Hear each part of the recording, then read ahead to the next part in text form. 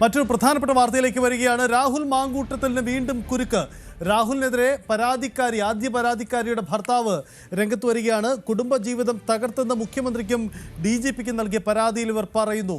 Dan Kurian ചേരുന്നുണ്ട്. Dan, ഗുരുതരമാണല്ലോ സാഹചര്യം. എന്താണ് ഇദ്ദേഹത്തിന്റെ പരാതിയിൽ ഉന്നയിക്കുന്ന ആക്ഷേപം? സംസ്ഥാന പോലീസ് മേധാവിക്കും മുഖ്യമന്ത്രിക്കും ഇമെയിലായി അയച്ചിരിക്കുന്ന ഗുരുതരമായ ചില രാഹുലിനെതിരെ ആദ്യം പരാതിയുമായി മുഖ്യമന്ത്രിയെ സമീപിച്ച ഇരിയുടെ ഭർത്താവ് ഉന്നയിച്ചിരിക്കുന്നത്. ഇതിൽ എടുത്തു പറയുന്ന കാര്യം, തങ്ങളുടെ ഇടയിൽ ഗാർഹികമായ ചില പ്രശ്നങ്ങൾ നിലനിന്നിരുന്നു. താൻ ഗാർഹിക പീഡനം നടത്തിയെന്നായിരുന്നു തനിക്കെതിരെ ഉയർന്ന ആക്ഷേപം. ആ പ്രശ്നത്തിൽ മധ്യസ്ഥനായിട്ടാണ് രാഹുൽ മാങ്കൂട്ടത്തിൽ ആദ്യം കടന്നു വരുന്നത്. പക്ഷെ ഒരിക്കൽ പോലും തന്നെ മധ്യസ്ഥ ചർച്ചയ്ക്ക് പ്രശ്നങ്ങൾ പരിഹരിക്കാനുള്ള ഒരു ഇടപെടൽ നടത്തുകയോ ചെയ്തിട്ടില്ല. അതിനുശേഷം തന്റെ ഭാര്യയെ വശീകരിക്കാനുള്ള ഒരു ശ്രമമാണ് രാഹുലിന്റെ ഭാഗത്ത് നിന്ന് ഉണ്ടായത്. അങ്ങനെ വശീകരിച്ച ശേഷം ശാരീരികമായി അടക്കം ദുരുപയോഗം ചെയ്യുകയായിരുന്നുവെന്നും ഈ പരാതിയിൽ പരാമർശിക്കുന്നുണ്ട്. അതോടൊപ്പം തന്നെയും തന്റെ കുടുംബത്തെയും അപമാനിക്കുന്ന തരത്തിൽ സൈബർ ഇടങ്ങളിൽ വലിയ തരത്തിലുള്ള പ്രചാരണങ്ങൾ നടന്നു. തന്റെ ലൈംഗിക ശേഷിയെ ചോദ്യം ചെയ്യുന്ന തരത്തിലുള്ള പരാമർശങ്ങൾ വരെ അധിക്ഷേപമായി സമൂഹ മാധ്യമങ്ങളിലൂടെ ബോധപൂർവം പ്രചരിപ്പിച്ചു. തന്റെയും ഇരയുടെയും ചിത്രം പ്രചരിപ്പിക്കാൻ സൈബർ ഇടങ്ങളിൽ ബോധപൂർവം ഇതടക്കമുള്ള കാര്യങ്ങളാണ് എടുത്തു പറയുന്നത്. അതോടൊപ്പം മറ്റൊരാളുടെ ഭാര്യയിൽ തനിക്കൊരു കുഞ്ഞു വേണമെന്ന് രാഹുൽ മാങ്കൂട്ടത്തിൽ പറയുന്ന ഒരു സാഹചര്യം.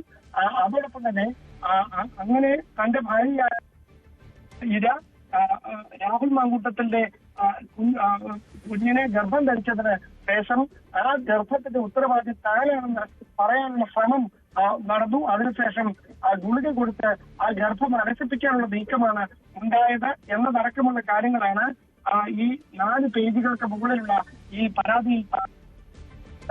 ആദ്യഘട്ടത്തിൽ രാഹുൽ മാങ്കൂട്ടത്തിനെ അനുകൂലിച്ചുകൊണ്ട് രംഗത്തെത്തിയ രാഹുൽ ഈശ്വർ അടക്കം വ്യക്തമാക്കിയിരുന്നത് ഈ യുവതി 2 പേരെ ചതിക്കുകയായിരുന്നു.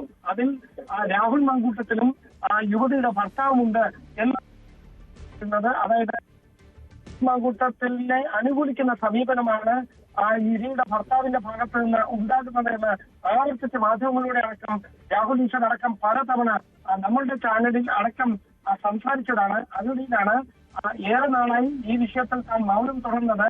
മാനഹാനി ഭയന്നാണ്.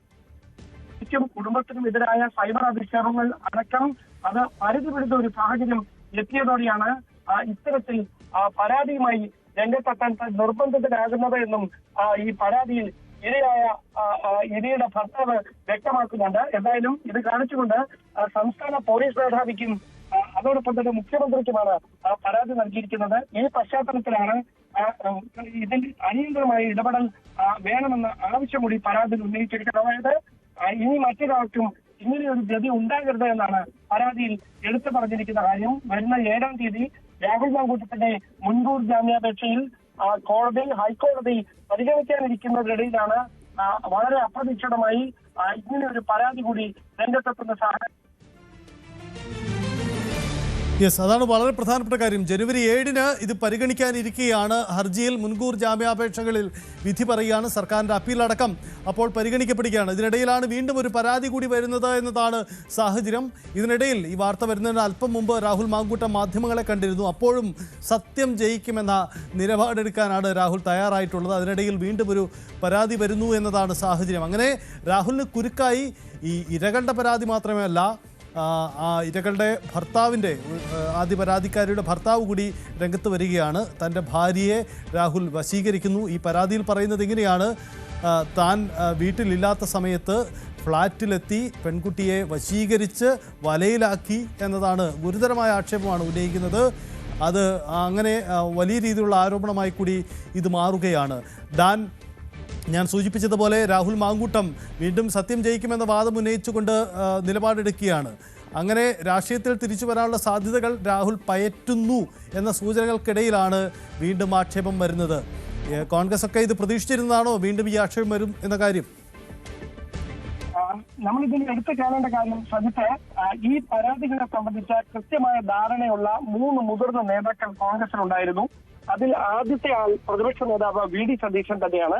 രണ്ടാമത്തെ ആൾ മുൻ പ്രതിപക്ഷ നേതാവായ രമേശ് ചെന്നിത്തലയാണ്. അതായത് ഇവർക്ക് ഈ പരാതികളുടെ ആധികാരികത സംബന്ധിച്ചും ഈ ഉയർന്നു വന്ന ആരോപണങ്ങളുടെ ഗൗരവം സംബന്ധിച്ചും കൃത്യമായ ധാരണ ഉണ്ടായിരുന്നു. അതുകൊണ്ട് തന്നെയാണ് ആദ്യ ഘട്ടം മുതൽ, അതായത് ഇതൊരു നിയമപരമായ പരാതിയായി പോലീസിനോ അല്ലെങ്കിൽ മറ്റേതെങ്കിലും ഒരു നിയമ സംവിധാനങ്ങൾക്കോ മുമ്പിലേക്ക് എത്തുന്നതിന് മുമ്പ് തന്നെ കൃത്യമായ ഒരു നിലപാട് ഈ വിഷയത്തിൽ ഈ മുതിർന്ന നേതാക്കൾ എടുക്കാൻ കാരണം ഈ പരാതിയുടെ ഗൗരവ സ്വഭാവം എത്രത്തോളമാണ് എന്ന് കൃത്യമായി അവർക്ക് ബോധ്യപ്പെട്ടതിന്റെ അടിസ്ഥാനത്തിൽ തന്നെയാണ്. അതിനുശേഷമാണ് ഇത് പരാതിയായി നിയമ സംവിധാനങ്ങൾക്ക് മുമ്പിലെത്തുകയും കേസ് രജിസ്റ്റർ ചെയ്യുകയും ഒക്കെ ചെയ്യുന്ന സാഹചര്യം ഉണ്ടായത്. എന്തായാലും നിലവിൽ രാഹുൽ മാങ്കൂട്ടത്തിന് കോടതിയിൽ നിന്ന് അറസ്റ്റ് തടയുന്നതടക്കമുള്ള നടപടികൾ താൽക്കാലിക ആശ്വാസമായി വന്നെങ്കിലും പിന്നീട് അങ്ങോട്ട് ഏത് തരത്തിലായിരിക്കും കേസിന്റെ തുടർ നീക്കങ്ങൾ എന്ന തരത്തിലുള്ള ചർച്ചകളൊക്കെ ഒരു വശത്ത് പുരോഗമിക്കുന്നു. കഴിഞ്ഞ ദിവസം വീണ്ടും പെരുന്നയിൽ വന്ന സമാധിയിലെത്തി കൃത്യമായി അവിടെ മുതിർന്ന നേതാക്കളുമായൊക്കെ സംസാരിക്കുന്ന രാഹുൽ മാങ്കൂട്ടത്തിൽ വീണ്ടും സജീവമാകാനുള്ള നീക്കം നടത്തുന്ന രാഹുൽ മാങ്കൂട്ടത്തിൽ ഇതൊക്കെ വലിയ തരത്തിൽ ചർച്ചകൾക്ക് വഴിവെക്കുന്നതിനിടയിലാണ് ഇത്തരത്തിലൊരു പരാതിയുമായി ആദ്യമായി പരാതി നൽകിയ ഇരയായ യുവതിയുടെ ഭർത്താവ് തന്നെ രംഗത്തെത്തുന്നത് എന്നതാണ് ഏറ്റവും പ്രധാനപ്പെട്ട കാര്യം. അങ്ങനെയെങ്കിൽ ഈ പരാതിയിൽ സംസ്ഥാന പോലീസ് മേധാവിയുടെ ഭാഗത്തുനിന്നുണ്ടാകുന്ന തുടർ നീക്കങ്ങൾ എന്താകും എന്നതാണ് ഏറ്റവും പ്രധാനപ്പെട്ട കാര്യം. അങ്ങനെയുള്ള കൃത്യമായ ഒരു ഇടപെടൽ സംസ്ഥാന പോലീസ് മേധാവി ഈ കേസിന്റെ അന്വേഷണത്തിന് നിലവിൽ നേതൃത്വം നൽകുന്ന പോലീസ് ആസ്ഥാനത്തെ AIG V. പൂങ്കുഴലി ഉൾപ്പെടെയുള്ള പ്രത്യേക അന്വേഷണ സംഘത്തിന് ഈ പരാതി കൈമാറുമോ, അതോ ഇത് പാലക്കാട് നിന്നുള്ള അല്ലെങ്കിൽ പാലക്കാടാണ് ഈ ഇരയുടെ ഭർത്താവിന്റെ സ്ഥലം, അവിടെ നിന്ന് ഈ പരാതി അവിടെയുള്ള ഒരു പോലീസിനോ പോലീസ് മേധാവിക്കോ അല്ലെങ്കിൽ മറ്റേതെങ്കിലും സ്റ്റേഷനോ ഈ പരാതി കൈമാറുകയായിരിക്കുമോ? അത് പ്രധാനപ്പെട്ട കാര്യമാണ്. എന്തായാലും ഡാൻ സൂചിപ്പിച്ചതുപോലെ പ്രധാനപ്പെട്ട നീക്കമായി ഇത് മാറുകയാണ്. എന്തായാലും പരാതിക്കാരിയുടെ ഭർത്താവാണ് ഈ ആക്ഷേപം ഉന്നയിക്കുന്നത്. തൻ്റെ കുടുംബജീവിതം നശിപ്പിച്ചു, വ്യക്തിപരമായി തന്നെ അധിക്ഷേപിക്കുന്ന തരത്തിലുള്ള പ്രചരണങ്ങൾ നടത്തി, തൻ്റെ വ്യക്തിത്വമടക്കം പുറത്തുവിടാൻ ബോധപൂർവ്വ നീക്കമുണ്ടായി എന്നടക്കമുള്ള ഗുരുതരമായ ആക്ഷേപങ്ങളുണ്ട് രാഹുലിനെതിരെ പരാതിക്കാരിയുടെ ഭർത്താവ് ഉന്നയിക്കുന്നത്. ഇതിനിടയിലാണ് രാഹുൽ മാങ്കൂട്ടം അല്പസമയം മുമ്പ് മാധ്യമങ്ങളെ കണ്ടുകൊണ്ട് നീക്കം നടത്തിയത്. രാഹുൽ ഉന്നയിക്കുന്ന ആക്ഷേപത്തിൽ രാഹുൽ എടുക്കുന്ന നിലപാടിൽ തനിക്ക് സത്യം വിജയിക്കുമെന്ന നിലപാടാണ് രാഹുൽ വീണ്ടും എടുക്കുന്നത്. അതായത് രാഷ്ട്രീയത്തിൽ തിരിച്ചു വരാൻ രാഹുൽ ശ്രമങ്ങൾ വീണ്ടും സജീവമാക്കി കഴിഞ്ഞു. ഇതിനിടയിലാണ് ഈ ആക്ഷേപം കൂടി പുറത്തു വരുന്നത് എന്നതാണ്. ജനുവരി 7 ഈ ഹർജികൾ കോടതിയുടെ പരിഗണനയ്ക്ക് വരികയും കൂടിയാണ്. ഡാൻ, ജനുവരി 7 നിർണായകമാണ് രാഹുൽ മാങ്കൂട്ടത്തെ സംബന്ധിച്ച്. ഇതുവരെ ചർച്ചകളിൽ തൽക്കാലം മാറി നിൽക്കുന്ന രാഹുൽ മാങ്കൂട്ടം കേസ് വീണ്ടും ചർച്ചകൾ നിറയ്ക്കുന്ന തീരുമാനമാണ് കോടതിയിൽ നിന്നുണ്ടാവേണ്ടത്. ഒന്ന് സർക്കാരിൻ്റെ അപ്പീലുണ്ട്, രാഹുലിൻ്റെ അപ്പീലുണ്ട്. മുൻകൂർ ജാമ്യം നിഷേധിക്കപ്പെട്ടാൽ അറസ്റ്റ് ചെയ്ത് കസ്റ്റഡിയിൽ വാങ്ങുക, എന്നിട്ട് ചോദ്യം ചെയ്യാം. ഇതാണല്ലോ അന്വേഷണ സംഘത്തിൻ്റെ നിലപാട്. പുതിയ കേസ് കൂടി വരുന്ന ഘട്ടത്തിൽ നിർണായകമാണ് സാഹചര്യം.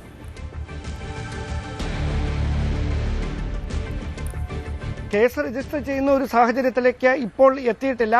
എന്തായാലും കേസെടുത്ത് തുടരന്വേഷണം നടത്താതിരിക്കാൻ പോലീസിന് കഴിയുകയുമില്ല. പോലീസിന് അങ്ങനെ മൗനം പാലിക്കാൻ കഴിയില്ല. കൃത്യമായി ഇതിൽ നടപടി ഉറപ്പാക്കേണ്ടതായി വരും. എനിക്ക് തോന്നുന്നു ഇതിൽ ഏറ്റവും പ്രധാനമായി എടുത്തു പറഞ്ഞിരിക്കുന്നത് ഈ പരാതിയുടെ 3-ാമത്തെ പേജിൽ പറഞ്ഞിരിക്കുന്ന ഒരു സെന്റൻസ് ഉണ്ട്. പ്രതി മനഃപൂർവ്വം എന്റെ കുടുംബജീവിതം തകർക്കാൻ ശ്രമിച്ചതായി മനസ്സിലാവുന്നു. എന്റെ ഏറെ സ്വപ്നങ്ങളും പ്രതീക്ഷകളും കൊണ്ട് ഒരു വിവാഹം കഴിച്ചതാണ്. ജീവിതത്തിലേക്ക് ഒരു മഹാലക്ഷ്മിയെ വരവേറ്റ പ്രതീതിയായിരുന്നു.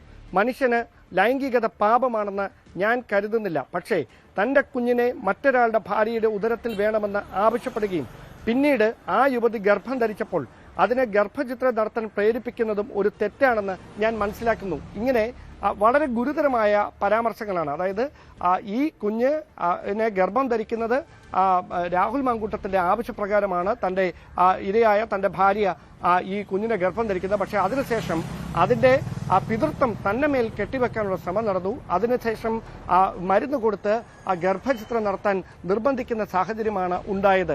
ഇനിയും ഇങ്ങനെ ഒരാൾക്കും ഒരു ഗതി ഉണ്ടാകരുത്. അതുകൊണ്ടാണ് താൻ ഒരു പരാതിയുമായി ഇങ്ങനെ രംഗത്തെത്താൻ നിർബന്ധിതനാകുന്നത്. ഇത്രയും നാൾ മൗനം തുടർന്നത് വ്യക്തിപരമായി തനിക്കും തന്റെ കുടുംബത്തിനും നേരെ വലിയ തരത്തിലുള്ള ആക്ഷേപങ്ങൾ ഈ കേസുമായി ബന്ധപ്പെട്ട് ഉണ്ടായി.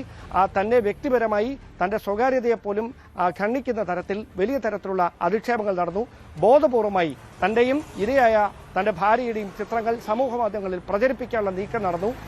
അതടക്കമുള്ള കാര്യങ്ങളിൽ തൻ്റെ കുടുംബം ഏറെ അപമാനം സഹിച്ചതുകൊണ്ടാണ് ആദ്യഘട്ടങ്ങളിൽ ഒന്നും ഒരു പ്രതികരണത്തിനോ നിയമ സംവിധാനങ്ങൾക്ക് മുമ്പിൽ പരാതി നൽകാനോ ഒന്നും തയ്യാറാകാതിരുന്നത്. പക്ഷേ ഇപ്പോഴതല്ല സാഹചര്യം. അതുകൊണ്ട് നിർബന്ധിതനാകുകയാണ് ഇങ്ങനെയൊരു പരാതിയുമായി രംഗത്തെത്താനെന്നാണ് ഈ പരാതിയിൽ ഇരയായ യുവതിയുടെ ഭർത്താവ് DGPക്ക് മുഖ്യമന്ത്രിക്ക് നൽകിയിരിക്കുന്ന ഇമെയിലായി അയച്ചിരിക്കുന്ന പരാതിയിൽ പറയുന്നത്. ഇന്നലെ വൈകിട്ടാണ് ഈ പരാതി കൈമാറിയിരിക്കുന്നതെന്നാണ് നമുക്കിതിൻ്റെ ഡേറ്റ്, ടൈം അടക്കമുള്ള കാര്യങ്ങളൊക്കെ പരിശോധിക്കുമ്പോൾ മനസ്സിലാക്കാൻ കഴിയുന്നത്. അങ്ങനെയെങ്കിൽ രാഹുൽ മാങ്കൂട്ടത്തിൻ്റെ ഭാഗത്ത് നിന്ന് ഈ വിഷയത്തിൽ എന്ത് തുടർ നീക്കങ്ങൾ, എന്ത് പ്രതികരണങ്ങൾ ഉണ്ടാകും എന്നത് ശ്രദ്ധേയമായിട്ടുള്ള കാര്യമാണ്. രാഹുൽ ആദ്യം മുതൽ ഉന്നയിക്കുന്നത് ഇത് കൃത്യമായൊരു ഗൂഢാലോചന, രാഷ്ട്രീയമായ ഗൂഢാലോചന, തൻ്റെ രാഷ്ട്രീയ ജീവിതത്തെ ഇല്ലാതാക്കാനുള്ള ഒരു ഗൂഢാലോചന BJPയുമായി കൂട്ടിച്ചേർന്ന് നടത്തുന്നതാണ്. അതിൻ്റെ ഭാഗമായിട്ടാണ് ഈ ആരോപണങ്ങൾ എന്നതടക്കമുള്ള കാര്യങ്ങളാണ് രാഹുൽ മാങ്കൂട്ടത്തിൽ വാദിച്ചുകൊണ്ടിരിക്കുന്നത്. അദ്ദേഹത്തിൻ്റെ അഭിഭാഷകൻ കോടതിയിൽ ഇതുമായി ബന്ധപ്പെട്ട മുൻകൂർ ജാമ്യാപേക്ഷയിൽ വാദം നടക്കുമ്പോഴും ആവർത്തിച്ചത് അതേ കാര്യമാണ്. രാഹുലിനെതിരെ നടക്കുന്നത്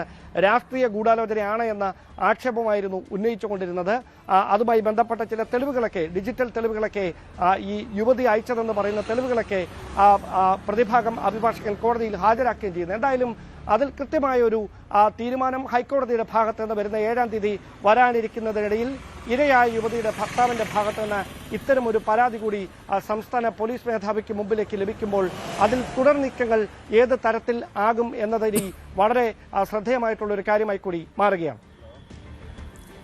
രാഹുൽ മാങ്കൂട്ടത്തിന് നിർണായകമാണ് ഈ ദിവസങ്ങൾ. 7-ന് കോടതി ഇത് പരിഗണിക്കാനിരിക്കുന്നു. ഇപ്പോൾ ദൃശ്യങ്ങൾ കാണുന്നത് ആ പരാതിയുടെ കോപ്പിയാണ്. ആദ്യ പരാതിക്കാരിയുടെ ഭർത്താവ് ഗുരുതരമായ ആക്ഷേപങ്ങൾ ഉന്നയിച്ചുകൊണ്ടാണ് രാഹുലിനെതിരെ പരാതി നൽകുന്നത്. താൻ വീട്ടിലില്ലാത്ത സമയത്ത്, പാലക്കാട് സ്വദേശിയായ താൻ വീട്ടിലില്ലാത്ത സമയത്ത് ശാസ്തമംഗലത്തെ ഫ്ളാറ്റിലെത്തി രാഹുൽ പെൺകുട്ടിയെ വശീകരിച്ച് പീഡിപ്പിച്ചു. ഒടുവിൽ അത് തൻ്റെ തലയിൽ ആ ഗർഭം കെട്ടിവെക്കാൻ അടക്കം ശ്രമങ്ങൾ നടത്തി എന്നടക്കമുള്ള വലിയ ആരോപണങ്ങൾ ഉന്നയിച്ചുകൊണ്ടാണ് ഭർത്താവ് രംഗത്ത് വരുന്നത്. ഈ പരാതി DGPക്കും മുഖ്യമന്ത്രിക്കുമാണ് കിട്ടിയിരിക്കുന്നത്. എന്ത് നടപടി, പരാതിയിൽ എന്ത് തുടർ നീക്കം ശ്രദ്ധേയമാണ്. നമുക്ക് പ്രതീക്ഷിക്കാം ഈ നീക്കങ്ങൾ വരുന്ന മണിക്കൂറുകളിൽ.